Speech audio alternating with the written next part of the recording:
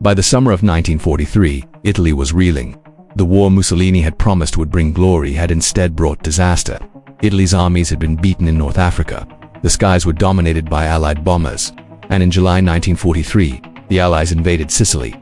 For Italians, the war felt lost.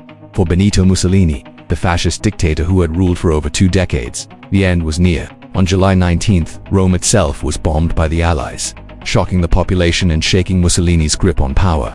Just days later, on July 24th, the fascist Grand Council, Mussolini's own political body, turned against him. In a dramatic vote, they demanded that power be returned to the king, Victor Emmanuel III.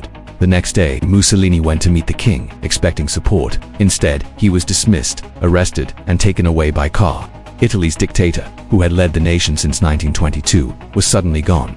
Marshal Pietro Badoglio was appointed as the new prime minister. Public reaction was immediate. Crowds filled the streets, tearing down fascist symbols celebrating Mussolini's downfall. Yet while Italians rejoiced, the war was far from over. Badoglio declared that Italy would continue fighting alongside Germany, but secretly began negotiating with the Allies for peace. Hitler, enraged at his allies' betrayal, quickly prepared to occupy Italy.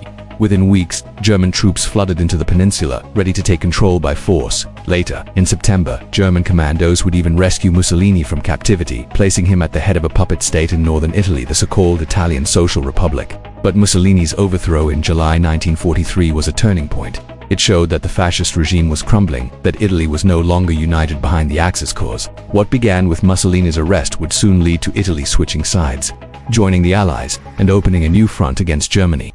The fall of Mussolini wasn't just the collapse of a dictator, it was the collapse of fascist Italy. A moment that reshaped the war in Europe and signaled that Hitler's grip on his allies was beginning to slip.